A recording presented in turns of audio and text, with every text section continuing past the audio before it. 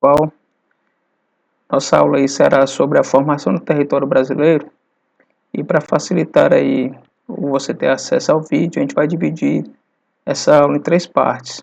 A primeira aí vai se referir ao Tratado de Tordesilhas, né, que corresponde a essa área aqui, ó. Seria a primeira divisão do nosso território. A segunda, durante o Brasil Império, no século XIX, já tem essa formação aqui. E a terceira seria sobre o território atual brasileiro, né, que seria durante o Brasil República, a partir do século XX, certo? O Tratado de Tordesilhas aí vai ser um acordo estabelecido entre dois países europeus, no caso aí Portugal e Espanha. A partir desse tratado aí, ó, por esse tratado, né, vai ser ficar dividido em dois países da seguinte forma: Portugal e Espanha, dividindo aí todas as terras do mundo a partir de uma ilha, a ilha de Cabo Verde, que fica localizada no continente africano, né? E a partir daí eles vão mensurar, colocando a distância aí de 370 léguas. Só fazendo uma observação, léguas aí não é muito utilizado hoje como sistema de medida. Só que nossos avós usaram bastante. Uma légua é em torno aí de 3, se eu não me engano, 3, 4 quilômetros. A légua marítima, que é a que foi utilizada aqui, é em torno de 5,5 quilômetros. Por esse critério, as terras ficaram assim. A partir da ilha lá de Cabo Verde, né, se contou 370 léguas, que vai dar em pouco mais aí de 2.000 quilômetros. E as linhas aí, as terras que ficassem a leste dessa linha vão pertencer a Portugal, e as terras a oeste ficariam com a Espanha, dividido aí praticamente todo o globo apenas entre esses dois países, Portugal e Espanha. Esse aqui é o mapa, ó, representando esse tratado da seguinte forma: eles pegaram aí como marco para essa divisão essa ilha de Cabo Verde, que fica no litoral africano, e os países aqui, ó, da Península Ibérica, Portugal e Espanha, Lisboa, capital de Portugal. Península, aí vocês vão guardar aí que a gente vai precisar mais na frente. Península é isso aqui, ó, são terras cercadas de águas, porém ligadas ao continente por uma parte terrestre, né? A ilha seria o que? Ilha, que é terra cercada por água. Península, ela é cercada por águas, mas em uma parte ela é ligada ao continente. Então, a Península Ibérica, que do continente europeu, formada desses dois países, Portugal e Espanha. E eles, né, estabeleceram um acordo entre si, fazendo o seguinte, que a partir aqui, ó, da ilha de Cabo Verde, 370 léguas, ficaria estabelecida uma linha, né, um meridiano aqui, uma linha imaginária de todas as ilhas. E como é que seria essa divisão entre os países, né? Todas as terras aí que ficassem a leste dessa linha, né, ou seja, do lado direito, pertenceriam a Portugal, que seria tudo isso, ó. Essa parte toda aqui, ó, ficaria com Portugal, continente europeu, asiático, africano. Todas as linhas a oeste de Tordesilhas ficariam com a Espanha, seriam as novas terras, né? Principalmente aqui, ó, no continente americano, todo o continente americano, norte, central, sul, né? E dentro aqui no sul, ó, boa parte do Brasil. Se ficasse estabelecido e se continuasse até hoje, Tordesilhas aí, ó, apenas essa parte aqui do território brasileiro seria colonizado por Portugal, né? E a gente sabe que esse não é bem a configuração do nosso território hoje, é bem maior do que esse aqui. Então, uma boa parte aqui da América do Sul, certo?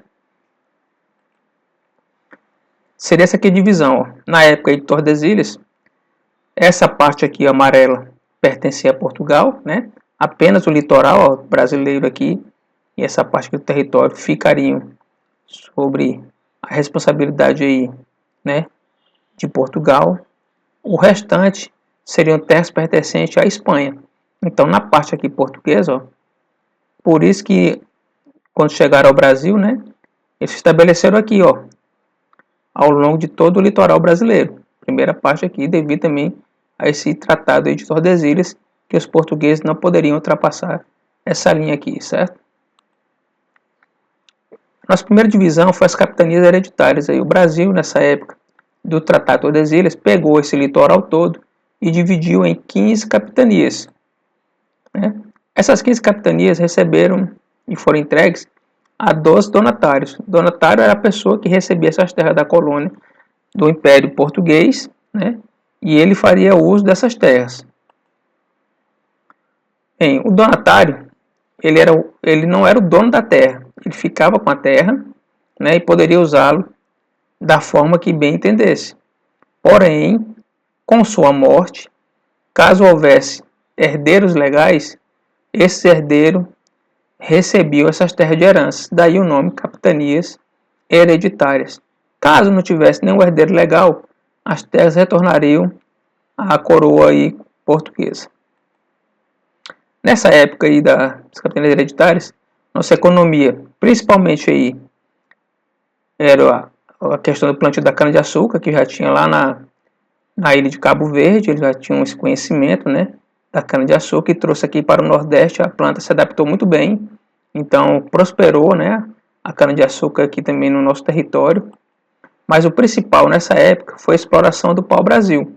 O pau-brasil já era muito conhecido na Europa para a questão de pigmentação do tecido. Eles pintavam o tecido com material extraído aqui dessa madeira, pau-brasil, e tinha muito no nosso litoral. Só que quando chegaram aqui, já tinha o nativo, né? Que era o índio. Nosso índio aí recebeu esse nome de índio porque eles acharam, os portugueses aí quando chegaram aqui, que tinham chegado às Índias, né? Então, por esse equívoco, ele batizou aí o nativo, né, de índio. E o nosso índio não conhecia dinheiro. Ele não usava o dinheiro, né, o metal precioso, como um bem de troca.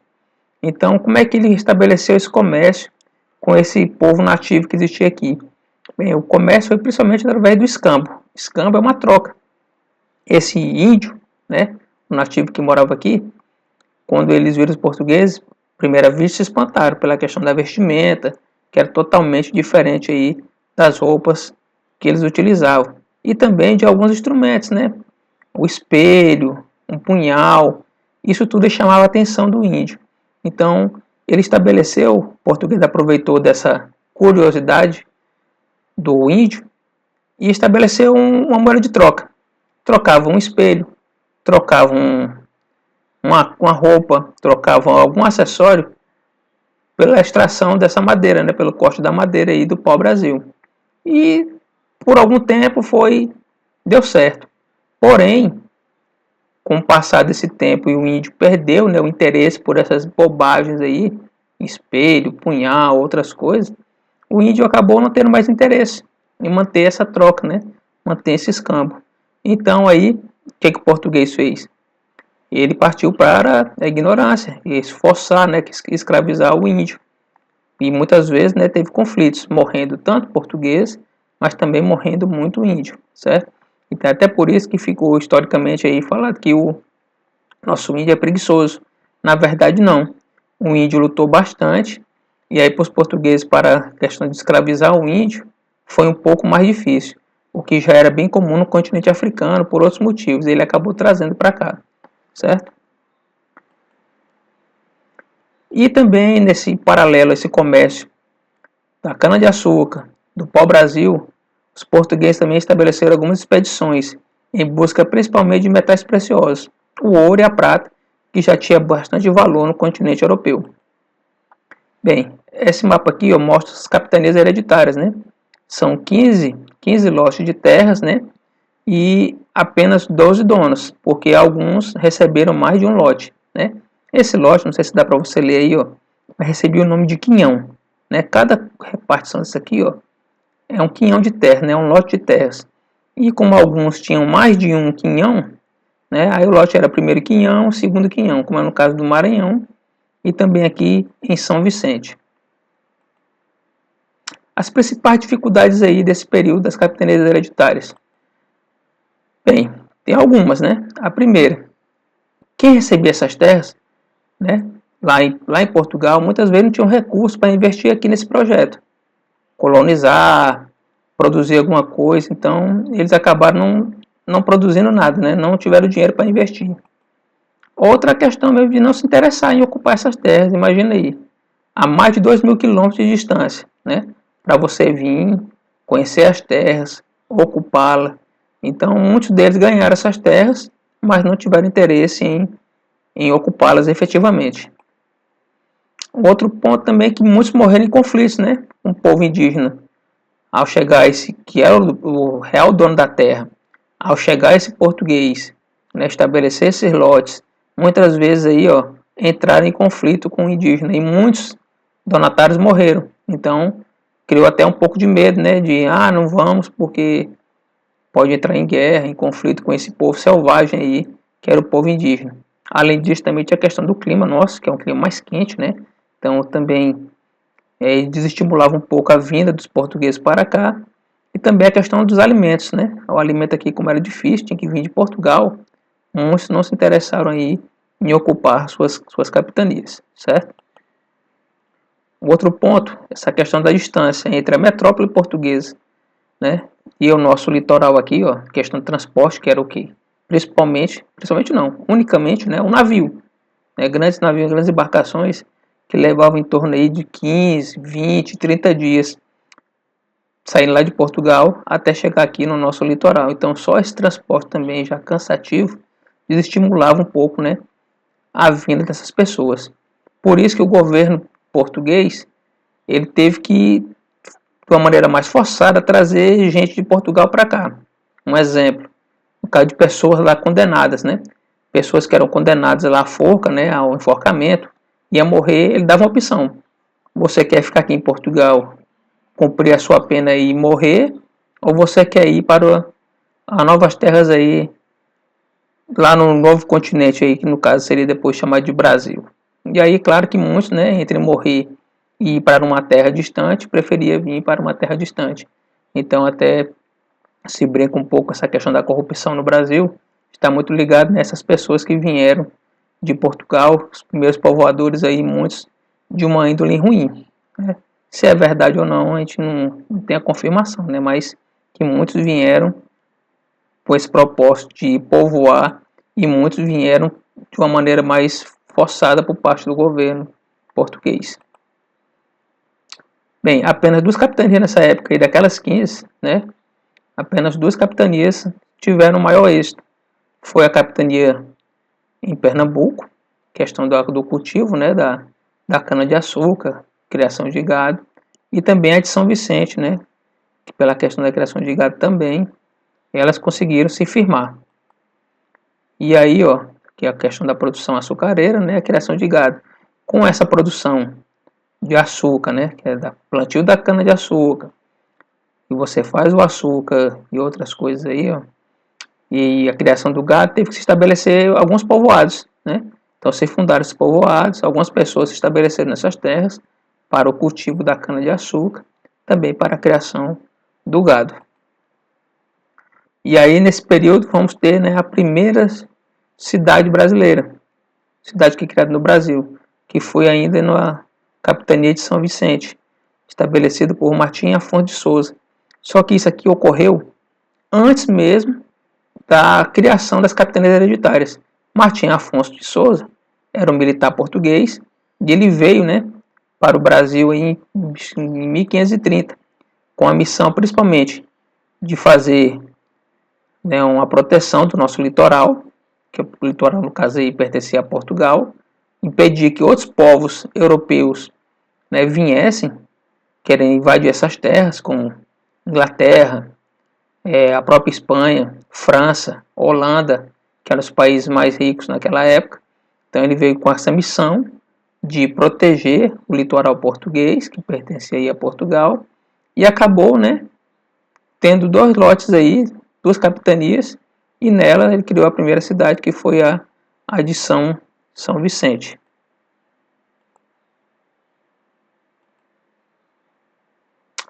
O fim das capitanias ocorreu principalmente devido ao conflito que ocorreu lá na Europa, né, entre esses que dividiam aí, que criaram o Tratado de Tordesilhas, Portugal e Espanha.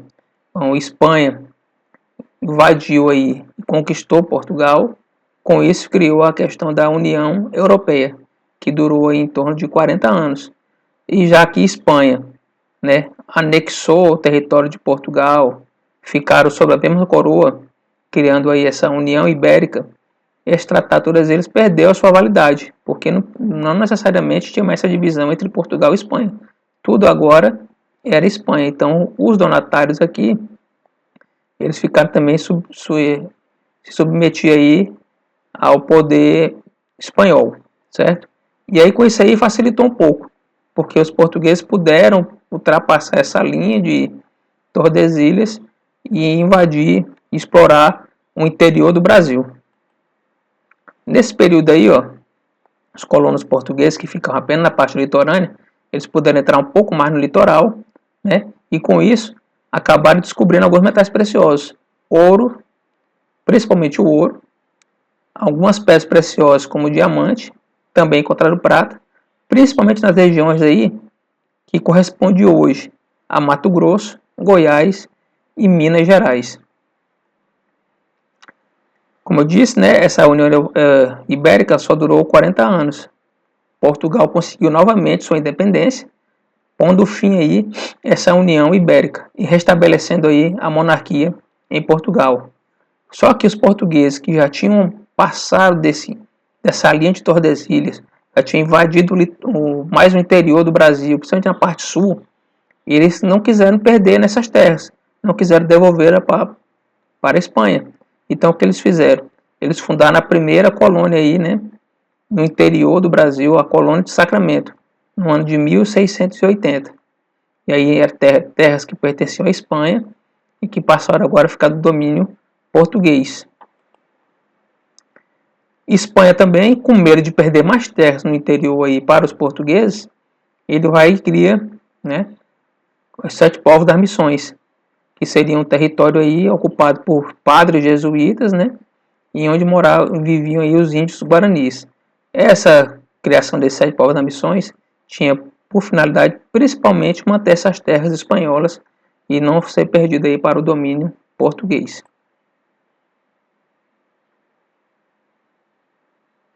E aí com isso aqui a gente acaba a primeira parte.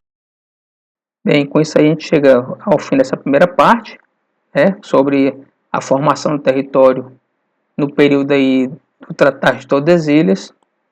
Finaliza a primeira parte. Na próxima aí